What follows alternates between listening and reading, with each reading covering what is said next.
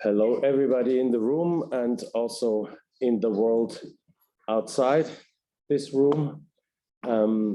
Welcome to workshop 3 of this year's EuroDIG, which is about AI, and in particular about the trustworthy AI with regard to large language models for children and education.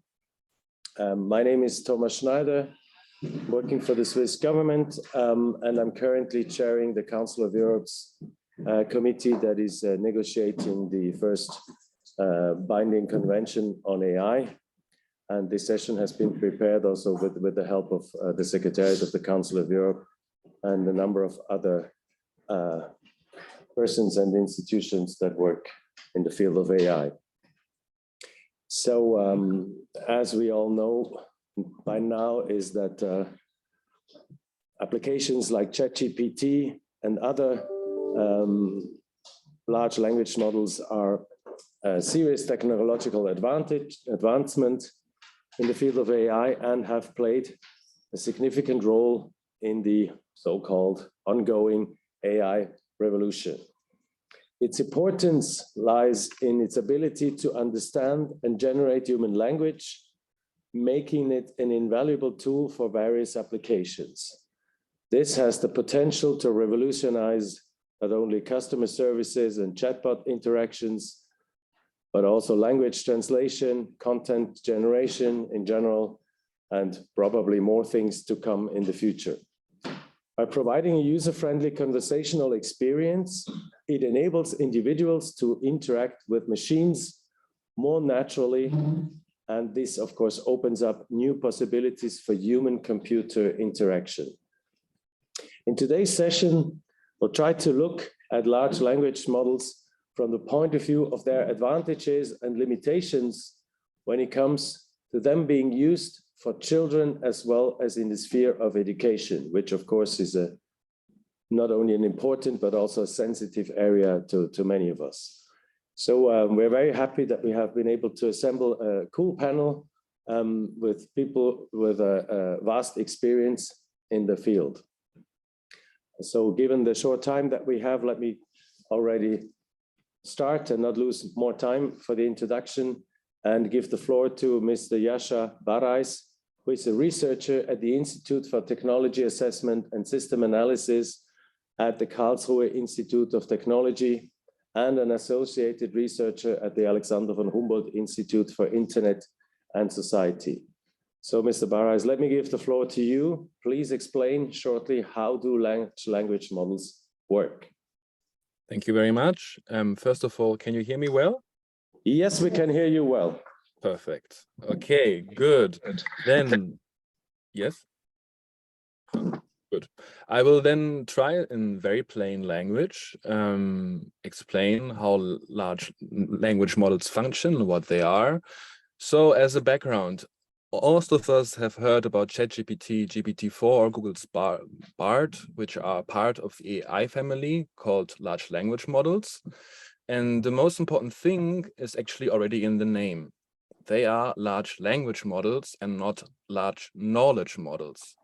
And in this very short presentation about the functionality of these large language models, I want to really focus on this distinction, because right now there's lots of confusion going on how large language models are used.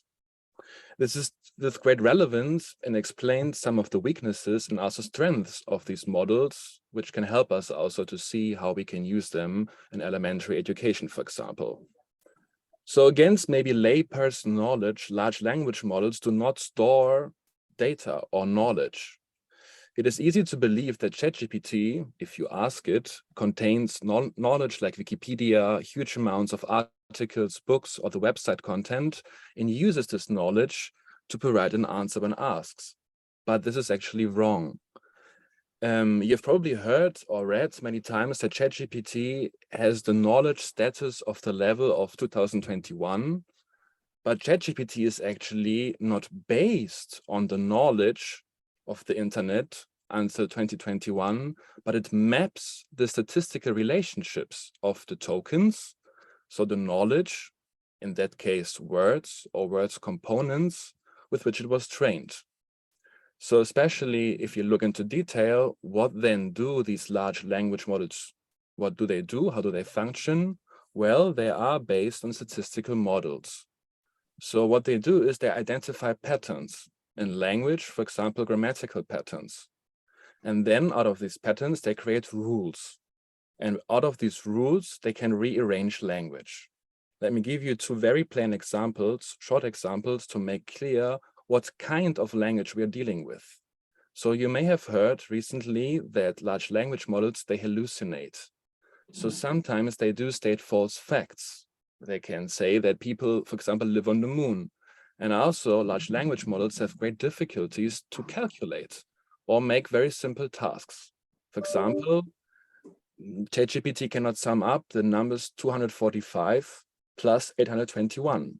And even ChatGPT-4, which is the most powerful large language models at the moment, cannot create a list of words where every third letter is a D. And this is actually knowledge elementary school kids can do. But actually, it's not what they were trained for. Large language models have no understanding of what a number or the letter D is. And this is very important to comprehend. What they do care about and what they comprehend is the relationships these components, the letter D or a number, can have. To give a very precise example, for example, if large language models analyze the net and they often come across the token that the price rises, so the inflation is high, then it can see correlations with other news that people cannot afford goods anymore, the central bank increases the interest rate, etc. So we see here a correlation, a model emerges. If the price rises, then ChatGPT can analyze that, the central bank is mentioned a lot, the interest rate rises. And here, large language models perform astonishingly well, actually. They create flawless text, flawless sounding text. And why is this the case? Because grammar, humor, or even a romantic literature piece from the 19th century has a pattern. And large language models can understand this pattern. But let's be certain, the text it creates is always fictional. It is the base and it is the result of a statistical equation. And that's why, and there I come to the end also, the problems we face with ChatGPT are not so new actually. There's associated with all the ethical risks that we have been discussing on EU level and also in science from other deep neural networks. Among other things, data bias, user surveillance, user influence through nudging, etc., etc.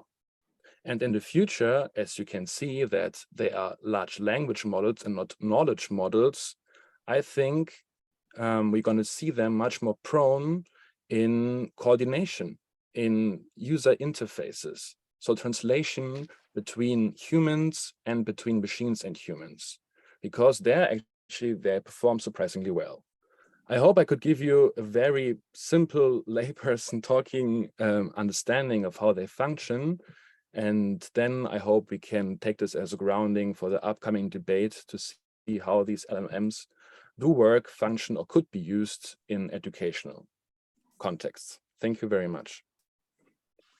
Thank you very much, Jascha, for this very useful explanation and yeah, that helps us to understand what we are dealing with and what we are not dealing with. So next on the list of input speakers would be Mr. Guido Scorza.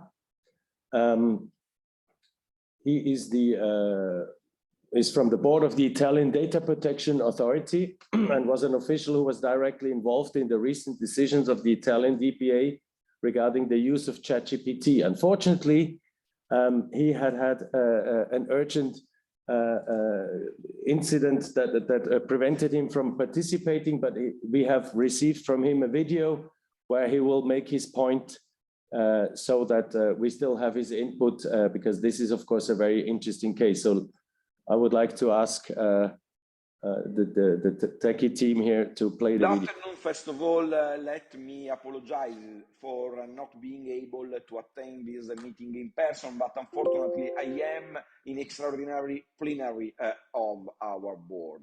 I will therefore limit myself to very few remarks that I hope will be useful to the discussion. The first is that I personally believe that the market is not a laboratory, and people, starting with children, are not guinea pigs with the consequence that certain technologies that can have a major impact on our lives should not be tested until they reach an appropriate level of maturity on the market. This was also one of the main reasons that led us a few months ago to take urgent action against OpenAI, which in my opinion had essentially confused the market with a research laboratory.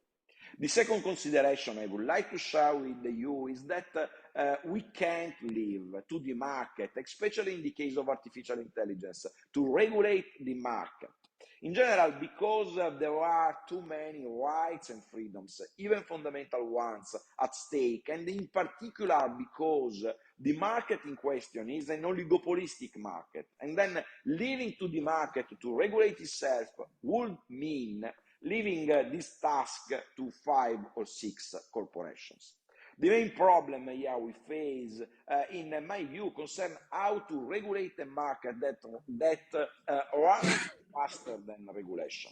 With the draft of European regulation on artificial intelligence, we are doing, in my opinion, very well in terms of timing and content, but probably it will come too late. Those rules, in the best scenario, I think will not be with us before 2025. The question here we have to face is what do we do between now and 2025, made clear, as I mentioned, that we can't leave to regulate artificial intelligence to the market.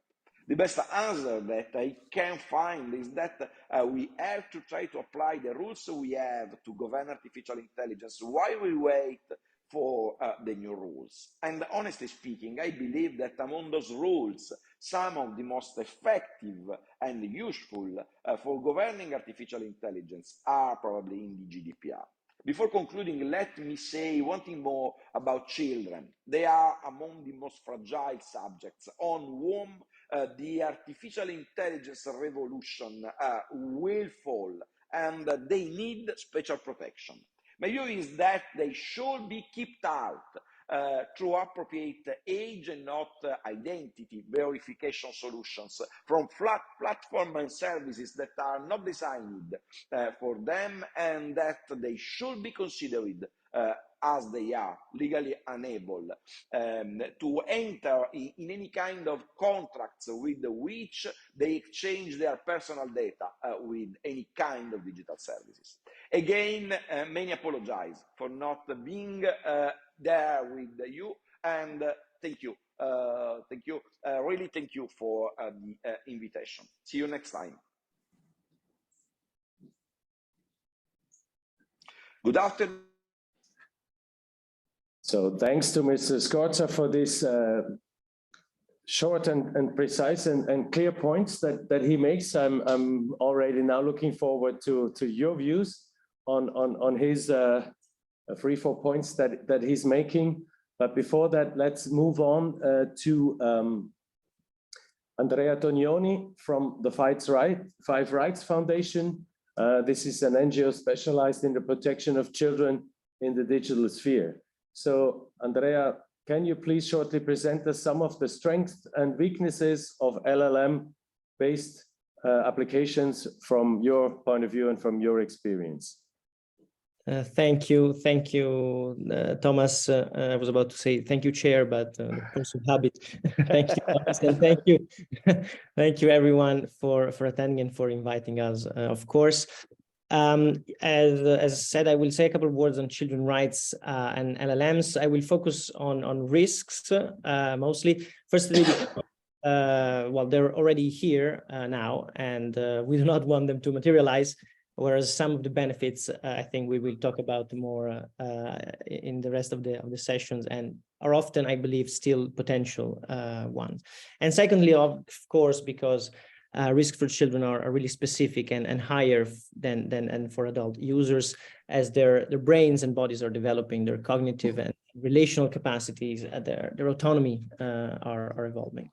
As it was said already, LLMs pose several risks. Some may be already known or simple exasperations of existing risks for children online. Some are a bit more specifics. I think, broadly speaking, they all have to do with how LLMs use and provide information, and on the other hand, the difficulty that children may have in understanding this and distinguishing reality from AI-generated content. So we have risk related to data protection and the detrimental use that Mr. Costa was referring to, I think.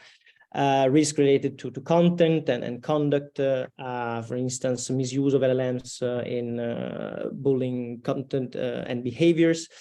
Risk related to information. So we know that LLMs can perpetuate or automate certain biases and disinformation content. So in a way, create overexposure or exclusion to certain type of information, and those reduce learning for children.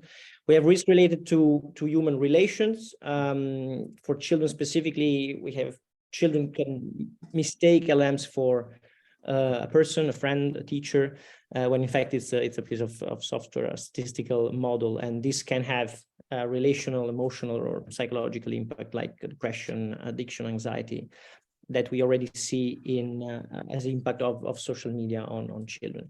And then we have specifically to education risks related to also abilities. I mean, we know LLMs can potentially assist in developing reading, writing, analysis skills. But on the other hand, making children's acquisition and relation with information easier and simpler and changes the relationship can also change their own growth of memory, reasoning, and critical thinking abilities. So these risks are crucial in educational settings, we believe, because of course education is about veracity and quality of information, so about nourishing that cognitive and relational development and abilities. So we think there is a lot of reason for concern if we imagine LLMs in ed tech as part of everyday learning for most children. On the other hand, and I'm sure we will talk about this maybe more, it is not about shutting children out from technology, from their use. Dealing with LLMs early can prepare children to a time where AI will be ubiquitous in their lives. But it is about making sure that they're safe in the process. And currently they're not. Because their systems are not designed with children in mind, with children rights at the core of their purpose. I mean, just one example, we have on some LLM-powered features warnings that they may include incorrect content and suggesting users to verify it. I mean, children will not even read the information page and certainly not going to act on it. And we could name more examples. So we must focus on designing, I think, LLMs with children rights at the center, children rights in mind, to prevent these risks. Digital literacy of parents and children and teachers, of course, will be important to manage the challenge. But what we need, I think, is not only to turn teachers and students into engineers and software developers. We should bring children rights to the work of developers, designers, and deployers of LLMs and LLMs-powered features. Because, of course, these are designed by someone with a purpose, and this should entail responsibility for the design, the outcome, and the oversight of the system. So this is a bit what we try to do at Five Rights. We try to bring the perspective of children's rights to regulators and development, and to inform regulation, which, as Mr. Scott was saying, is not only needed, but probably very urgently needed. So that's my, let's say, that's my initial thought. What we need are child-centered LLMs and strong rules, but we'll talk more about this in the rest of the session. Thank you. Thank you very much, Andrea.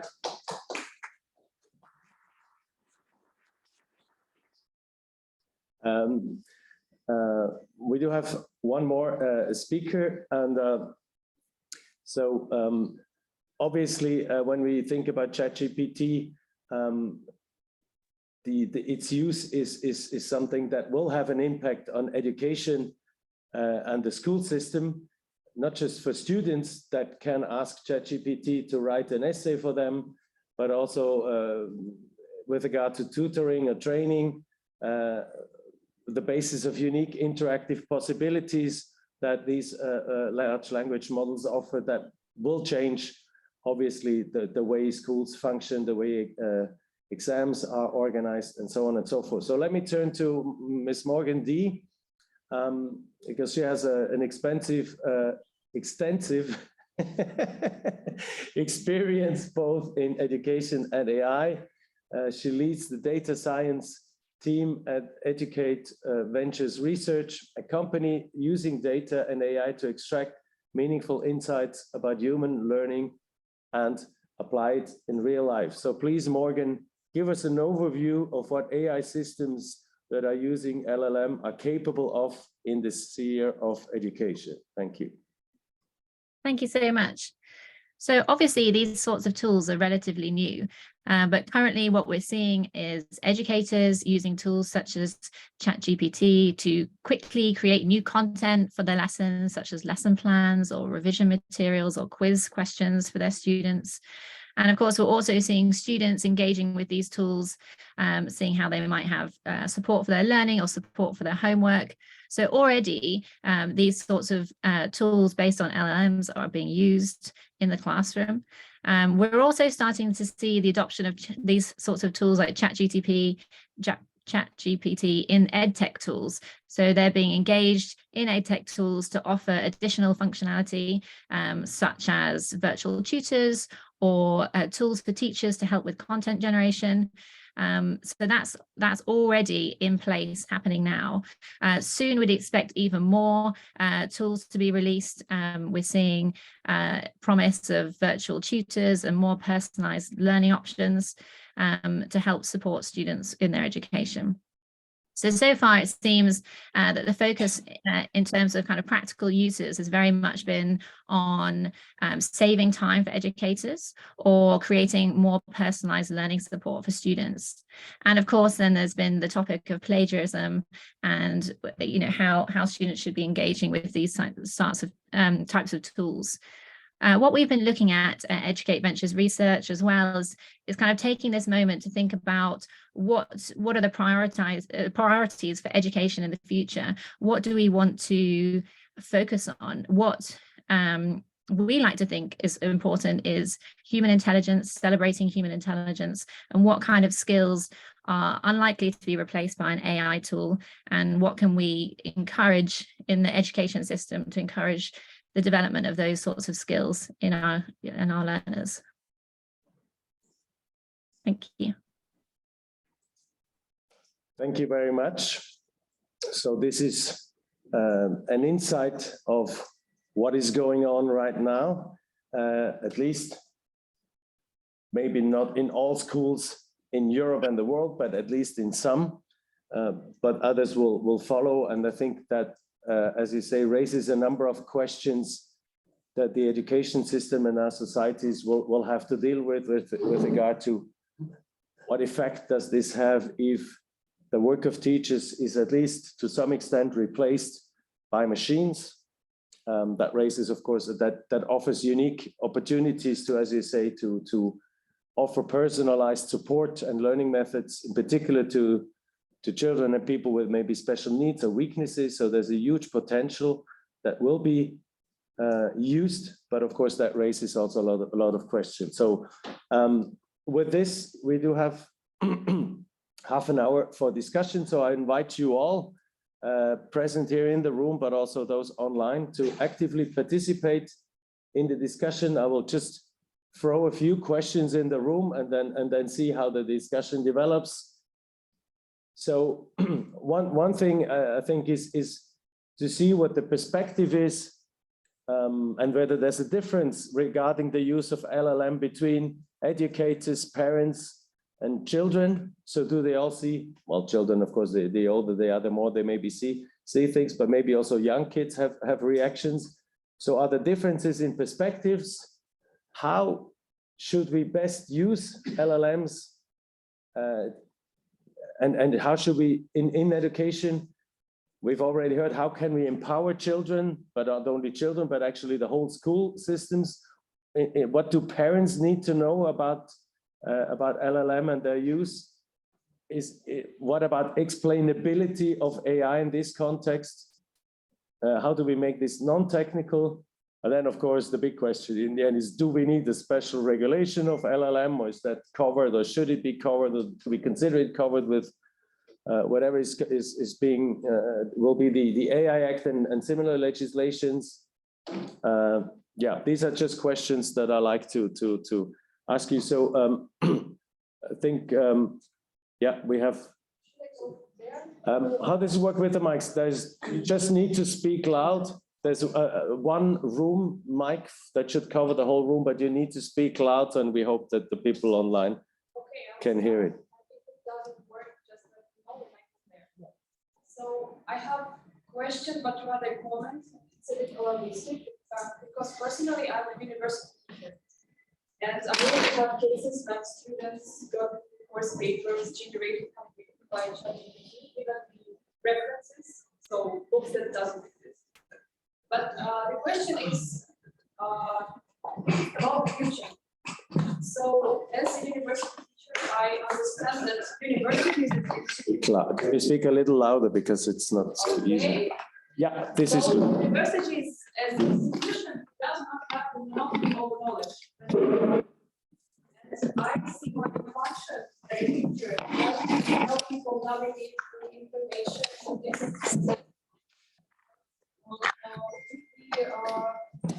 With the development of LLMs, it seems like the process is very simplified.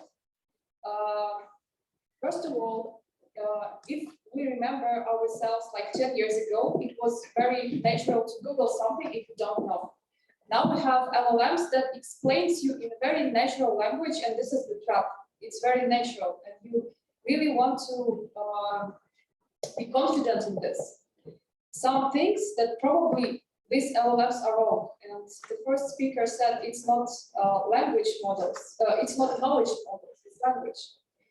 And I see very dangerous trend that the young generation will be very simplified in grades because they don't have to remember anything, to critically thinking about the information, because LLMs will give them this feeling, and that's very frightening point.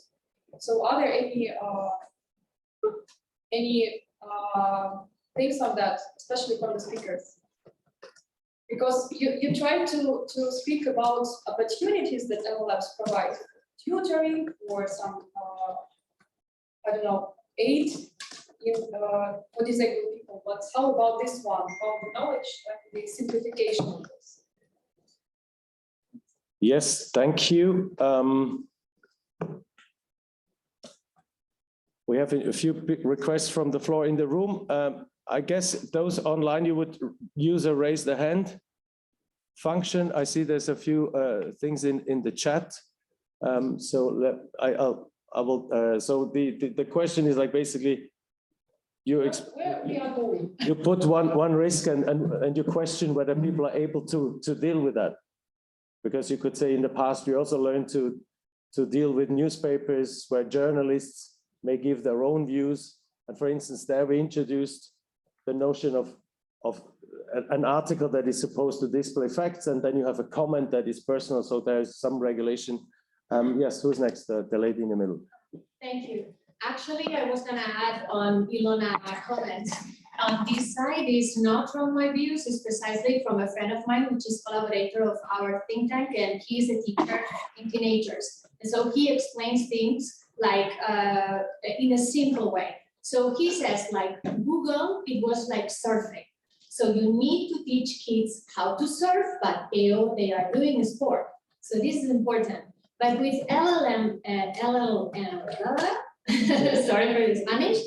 So with this thing, it's like, think of cooking. It's like you're paying money, so for they teach you how to make a cake, but you're just sitting for hours, and then they just give you the thing, and you have to take it away.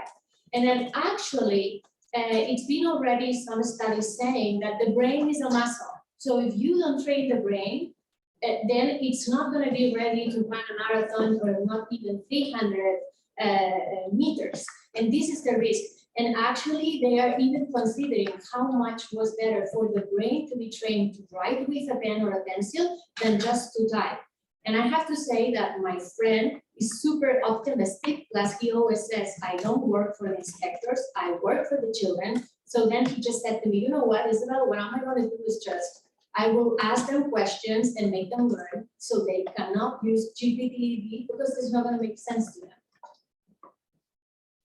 So I also think, like, if somebody proves tangible good things, we will be happy to hear. Okay, I'll take one more, and then we ask the speakers to reply. John, my name is Jan Erput. you need to speak as loud as you can. My name is Jan Erput. I would like to say, well, what do children really need to learn? They need to learn how to use AI systems in the future world. So they need to become familiar with these kind of systems. They need to become familiar with the kind of problems these systems have.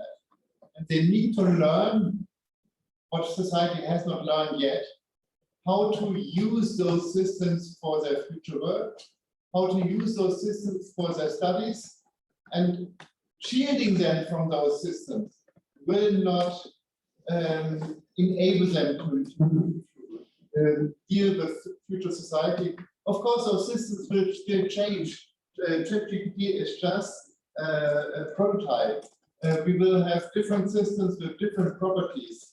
But I think we have to adapt to those systems existing, and we have to adapt the curriculum because people need to learn different things in the future. Thank you. So you could compare it to kids that first they need to learn to walk, but then there are bikes and motorcycles, and when they're older, cars. So they need to learn how to ride a bike and know what the dangers are. They may need to learn on how to ride a motorcycle and maybe how to ride a car, because these things exist and will be used by them, but also by others. So we need to sum it up. The question is, at what age? What is appropriate at what age?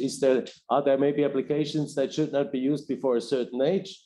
Then, of course, the question is, how would you control something? It's a little bit more difficult than preventing a kid from using a car before he's 18 years old. I see we have two hands up. So Yasha, please go ahead, and then Andrea.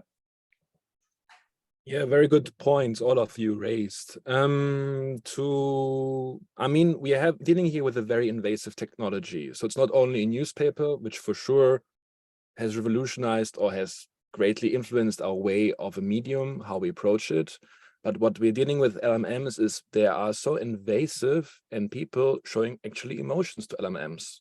And I think many of you have also seen the movie Her, for example. And so they appear very empathetic. So the question for a young child to be able to differentiate if this being which is chatting with me or talking with me is saying the truth or not, is trying to influence me or not, is very tricky. And it will even be more trickier in the future because the appearance of these large language models will become ever more empathetic. So right now, at the moment, we need to check for the facts because, again, as we said before, they're hallucinating. So right now, I don't actually think, I mean, if you use them as knowledge models, that they are making things much more efficient. Because you have to make very clear to students and also to teachers who teach students what they can do and what they cannot do. Because right now, if I'm, as a scientist, letting ChatGPT write an abstract of a paper of mine, it sounds amazing, but it's full of false facts. And this is something you have to make crystal clear to everybody using this kind of knowledge, especially for children, as we said, have less cognitive capacities to understand what is right and what is wrong. And at the moment, to be honest, I don't see, I mean, I have no experience with this in language schools, for example, or children's schools, but I mean, I would be very interested to hear other experiences, but so far, actually, we have to be very critical about what to expect and what not to expect from this kind of technology. And this transparency takes a lot of effort for teachers, actually, to make them clear and teach them about these side effects, how it functions. Thank you. Actually, that reminds me of something called Tamagotchi. I don't know how many of you are old enough to still remember this. These were small devices that were pretending to be pets that needed some attention, and if they didn't get the attention, they would beep and so on. And there were some people actually using this. I wasn't part of those, but yeah. But that is, of course, slightly on a different level in terms of, as you say, being invasive. We have Andrea. Yes, thank you, Thomas. And I do remember Tamagotchi. Actually, I think at some point they were even banned from my class or from my middle school back in the day. So I think, I mean, jokes aside, I think that indeed there is a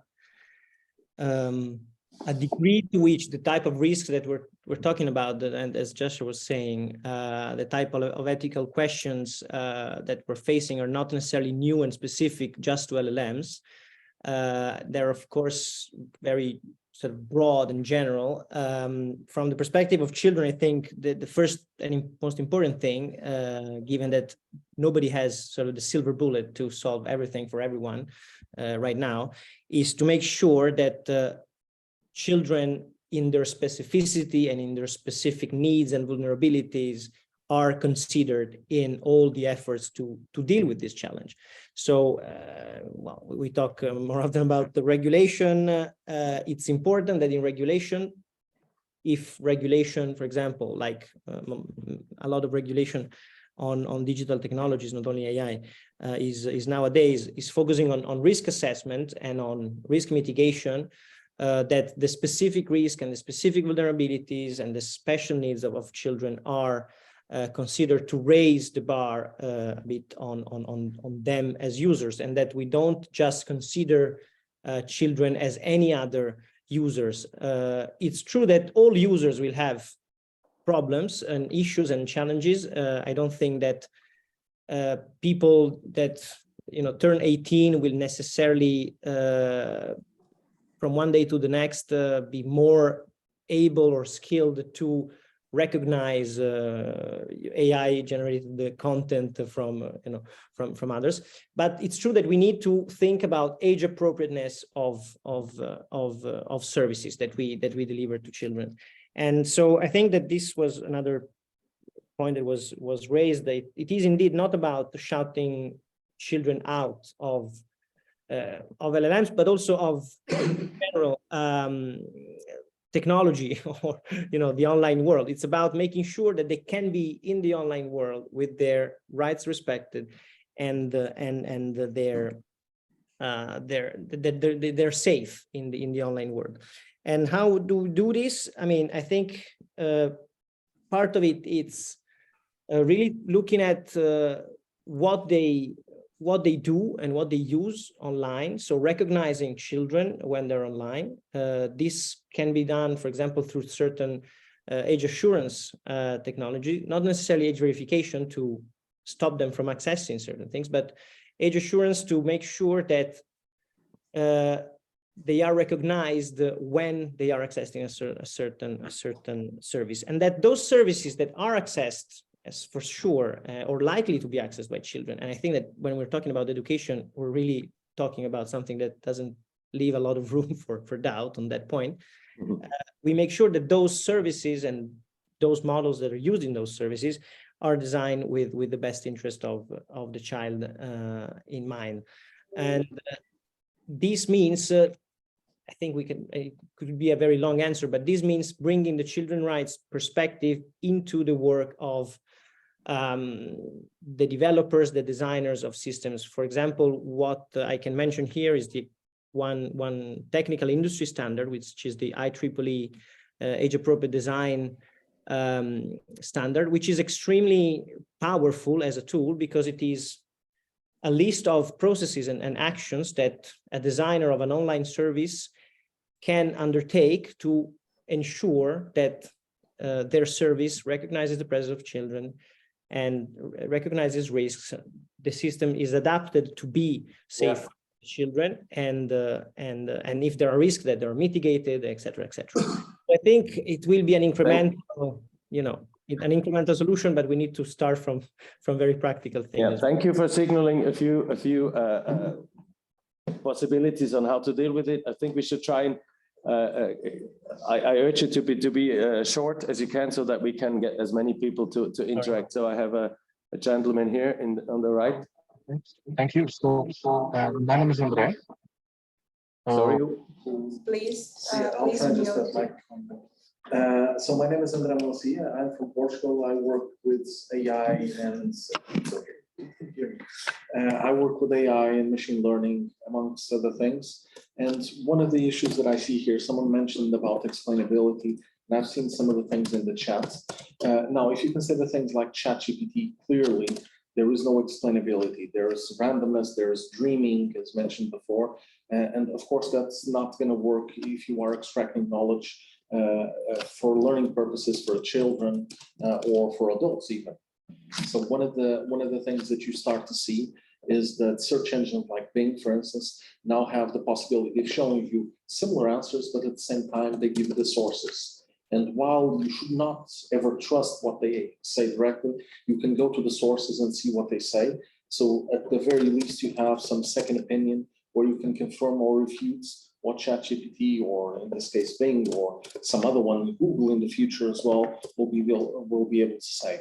I also saw something in the comments which is worth mentioning. If we consider what age should we allow children to use these kind of AI tools, I would say any age, for one simple reason. When I was a kid, there were no computers. My generation is the first generation that started to use computers in a very rough way, started to do programming, etc. The following generations, whatever limits you decide, but sometime in the middle, you had people that used computers, but didn't really understand how they used them. They were just clients of the computer. They didn't bother to learn how a computer actually worked. They were just clients that they wanted to use a tablet, watch some films, etc. Nowadays, we need to consider what the children will use them for. So we have two options. We can either say, oh, use them for whatever you want and just be a client of them, or try to understand how they actually work, which is what my generations, when they started with computers, they had to understand how they worked. It can be as simple as, how do you load games into this? But you have to understand why you did that, which was a lengthy process at the time. So in this case, the suggestion is anyone at any age should be allowed to access these services, but they should learn first. They should be taught that these services are not 100% reliable. They should trust them in a relative, priority importance, and then take their own conclusions out of this. That's always the most important part. Yes, thank you. I think, Morgan, did you have your hand up as well earlier? Yes, thank you so much. Yeah, there have been so many fantastic points that I really agree with. And I just kind of wanted to add that I really feel that we have a responsibility to prepare children. I think locking them away from these tools is not going to help prepare them for a future with AI. And so thinking about how we prepare them is really important. And I think it was, for example, how you would have lessons on internet safety, or looking at newspapers and interpreting bias or propaganda. Or the same should be for a new technology. And it won't just be LLMs, as that is what's happening now, but just any new technology that's coming. We need to prepare young people of how to interact that in an age-appropriate way. And I really love this point about it shouldn't be, just a specific age where you're allowed to engage with these tools. It should be age appropriate, and therefore you're it's a slower process rather than just kind of being released into this kind of new world at a certain age. And I think that's a really, really great point. And the other point I just wanted to make is that there's a difference in risk when you've got teachers or educators using these tools, and there's a kind of a human in the loop. So you're using it for content generation, where the human is a specialist, very knowledgeable, and is able to kind of filter through that content before it goes to a child. Whereas if you're looking at these tools and being directly used by a student, that's a very different risk proposition. So I just wanted to raise that point as well. Thank you very much. So I think everybody agrees on the idea of using these things in an age-appropriate way. The question is then, how do you concretely do it? And then if we look at, I'm a historian and economist, so sometimes I try to find out how did people deal with challenges in the past. And for instance, for games or for films, you had like age limits that could, of course, also be bypassed by using all the brothers and sisters and so on and friends. But if people want to have an age-appropriate access, then of course that somehow needs to be organized in a way that it actually works, which is probably less trivial than in what we've been used to. I have another request from the room here. Yes. Hi. I hope you can hear me all. I will try to be loud. I'm Natalie. I work at the Masaryk University in Czech Republic, and I would like to share with you my experience, like very briefly, because I also teach very much. And right now we see that our students are very actively using ChatGPT, not only to use it as part of the process of writing their theses, but also for homework, for example. So there were like some very good, thoughtful homeworks in the past that are just can't use anymore because they would be very easily solved by ChatGPT. So right now we are having these discussions like how to change this, how to make it more effective. So what we're doing right now, and it seems kind of like as a good example, maybe how to use it, how to change the mindset, is that we ask them to use ChatGPT on purpose. And then we all try to spot the mistakes, spot the flaws, and then have discussions like, why is it hallucinating? Why these things are happening? Because of this, they're enhancing those critical skills that we also need, not only now because of the LLMs, that's also funny. I understand that. But also in the past, like with the newspapers, we all need those critical skills. We also needed them before, we need them now, and we will need them in the future. So that is one approach we're trying to do now. So we will see how it's going to work out for the future. So I just wanted to add this comment. Thank you. Thank you. This also reminds me of like when we were young, we had the discussion, should calculators be allowed or not?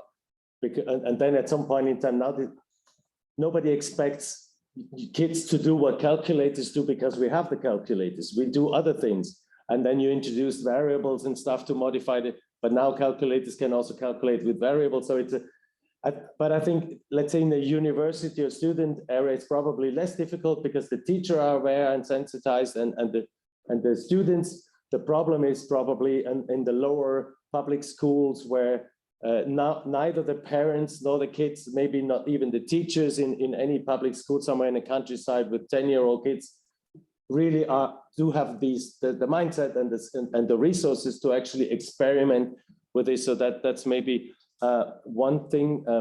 I had first Patrick Pennings and then Roberto Gaetano. Yes, just quickly, because we have seen here some examples of universities and high schools, etc., etc. But I can tell you it starts much earlier than that. I think, and it's not only ChatGPT big tools, but also, for example, certain LLMs which are connected to TikTok and that are being used by primary school students and that are used to make their homework, and where you may, the teachers here in the room may be very conscious of all the consequences of it, but it's spread throughout. And I think at the level of kids, children, they learn much faster on how to use it and are much more capable of how to use it, and probably also far less critical on how to use it.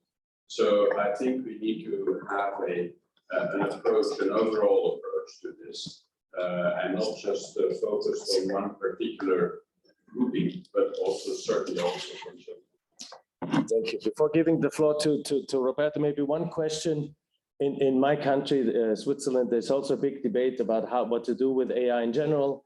And we have the tendency that we try to solve as much as we can in the so-called in the sectors and go for the least necessary horizontal regulation, but try to, given that the risks and everything is text-based. So the question is, one of the key questions, I think, that, and I would like to hear a little bit also from you on this, is it okay to just have this like as one of the applications in a horizontal legislation piece like the AI Act? Or is there a need to specifically do something about large language models and maybe other general purpose AI? Is there a significant difference? Is this a particular type that needs to be dealt with as a group, different from other groups of AI applications? This is something, of course, that I think is an interesting question, but Roberto, please. Yeah, this debate reminds me a parallel debate that we had when I was much younger, and it is about having the solution, the answer to a question when you were in school, to know how to give the good answer, or how to learn the process to give the good answer. And those are two different things. And I think that the danger with these tools that are becoming easier and easier is that you can give a good answer, but you still don't have not understood what the question was. and this is you feel that also in some everyday things in life with tools. I hate navigators because in most of the cases, you have good indication of where you have to go, but you have no clue where you are. And especially when you're driving. And I think that knowledge is something that much bigger and much more complex than notionism, or I don't have the real word in English. So it's not because you know a couple of things and you are able to give a couple of good answers that you have the knowledge. And so it's the parallel that, and with these tools, I think that it's magnified because it's easy. And so to find the easy solution will probably prevent students from doing the effort in order to be really learning. Yes, thank you. And actually, the comparison with the navigation is an interesting one because also, for instance, when I'm on holiday, I try not to use any navigation, and we have like physical maps, and you try and follow the signs and so on and so forth, just to not lose the ability. Because sometimes I also realize when I use a navigation system, I know left and right, but I don't watch the world outside anymore. I have no idea where I am, and I would never find the way without the tool. And the best is that sometimes you use the navigation, although that you perfectly know where to go, but there may be traffic jams or whatever, so you try to find the quickest way. And then sometimes these systems are wrong. And then you know that basically what the machine is telling you is wrong. And sometimes I dare to ignore the machine and say, well, I trust my experience and I take my route. And sometimes and then you can even have discussions with your wife or husband, like whether or not to follow the advice of Google or to believe. So it blurs your own experience, or it questions your own experience. Even if what the machine tells you is wrong, you tend to believe that the machine must have a reason why it tells it to you, and so on and so forth. So I have Andrea quickly. And again, please try and focus on the question, like, do we need something special? Is this something that needs to be treated specially differently from other applications? Andrea, please, briefly. You're still muted. Sorry, yes, very briefly. I mean, on whether we need a specific regulation, I think maybe Joshua can respond with more insight. I think we certainly need the regulation as opposed to self-regulation. I think we cannot just sort of try it out, as I was saying, and leave this up to self-regulation of just one sector. We need strong rules. I just wanted to mention two very brief points. One on child participation, because it was raised it was mentioned in the chat, and it is really important. I mean, of course, the right to participate is one of the rights of the child, and in all these processes, designing, implementing, getting feedback on how the systems are operated and designed, the children's voice must be always, I think, core and center. I think I cannot stress this enough, and I hope I'm tried to bring some perspectives of the children, even if I'm not one, unfortunately for me. And the other point that I just wanted to mention is that we should, yes, focus a lot on literacy, because it will be important, but it will be a lot about design of service, because the knowledge and capabilities asymmetry of the developers and deployers of LLMs and other digital services is so great compared to education systems and children that we cannot expect the burden to be on parents, teachers, and children to learn only. That will be part of the picture, but a lot is needed on the design of services to be age appropriate and to be fit and safe for children. Sorry. Thank you very much. You and then you. So there would be a lot that I could say about this part, but let me focus on your question instead, because we could spend all night talking about this. So regarding legislation, if you consider that a few years ago we only had machine learning, no one was talking about AI as we see it today or this year, no one would enact legislation about what we see today. And next year, something different will happen. So consider this, we have two options. Either we define things in general, too much in general, and that will not work for anything that changes technologically, or we do things very specifically. And we say, okay, LLMs, now we have to limit this on certain conditions, whatever they are, doesn't really matter at this point, right? So if we limit it too much, tomorrow they will come up with a different kind of technology that's not called LLM, it's called LML, like that.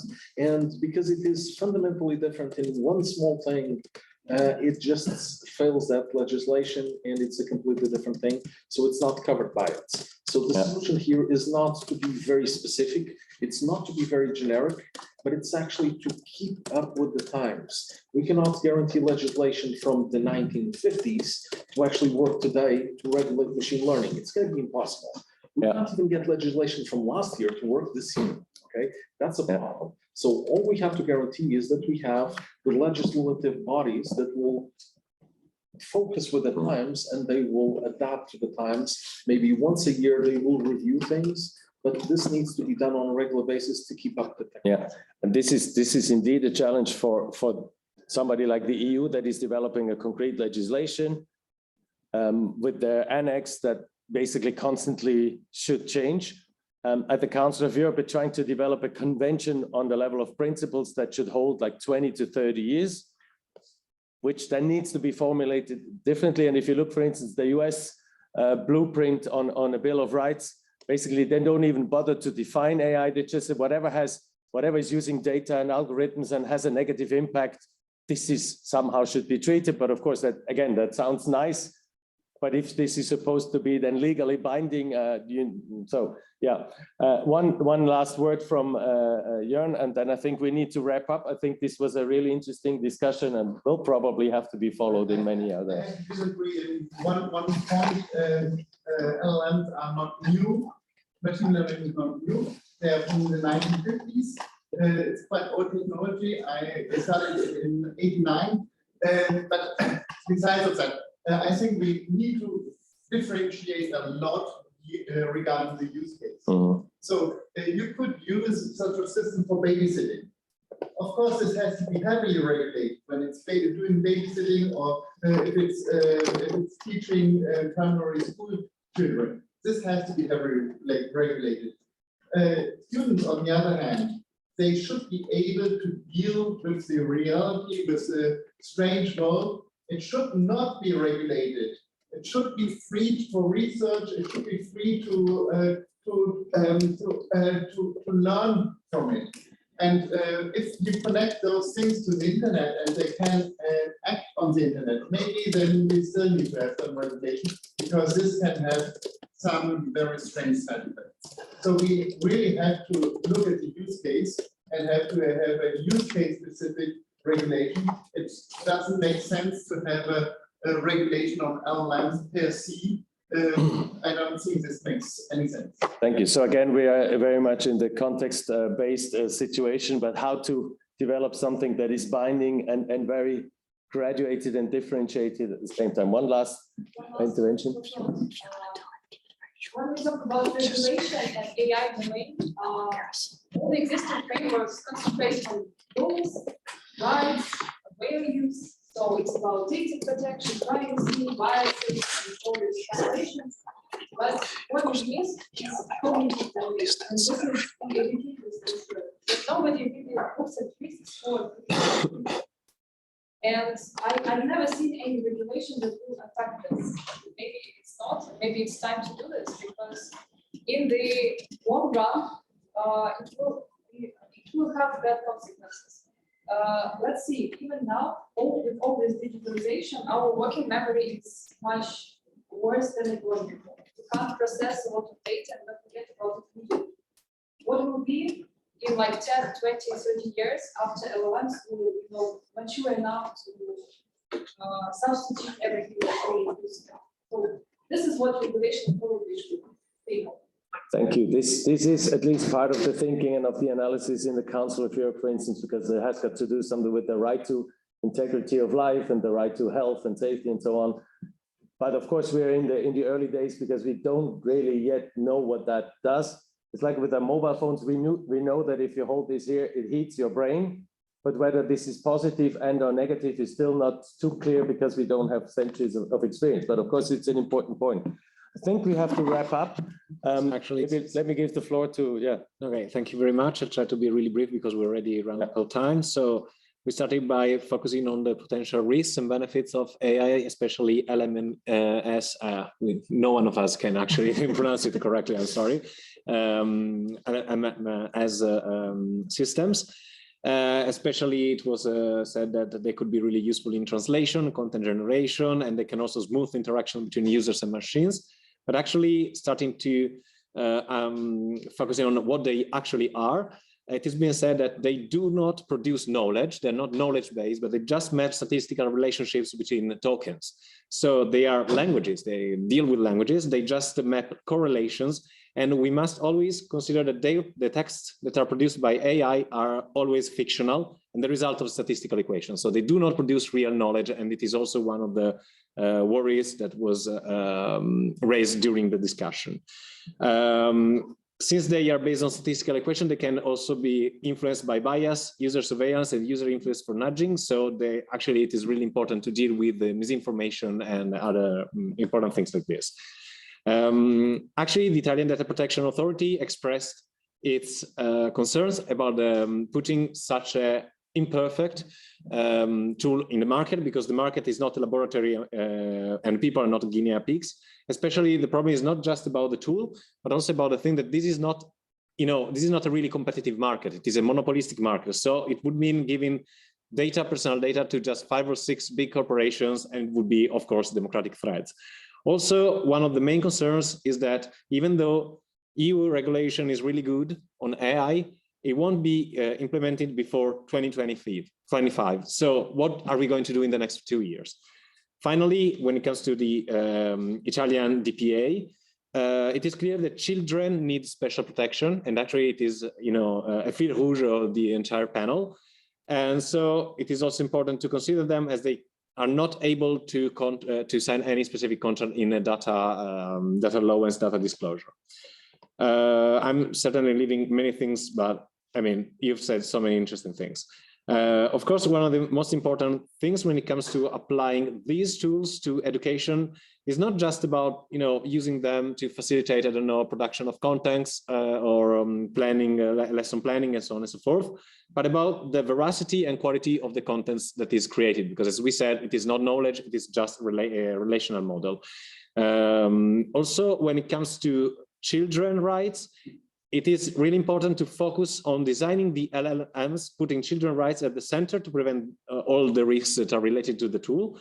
Digital literacy is always really important, not only for children, but also for parents and teachers. And actually, it is important to advocate for children's rights to the developers and LLMs and LLM-powered features. And it is important to achieve that these are designed by someone with a specific purpose, and so that this should entail responsibility for the design, the outcome, and the oversight of the system.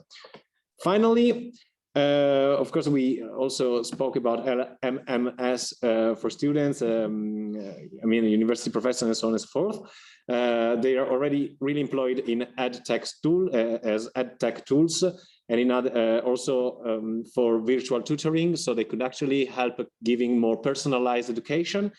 There are, of course, problems with plagiarism that still need to be tackled, but at the end of the day, what is important is to celebrate, as the Educate program said, celebrate human intelligence, and not just, you know, put it in just, I don't know, to confront it with artificial intelligence, because they are completely different, and of course they follow different aims.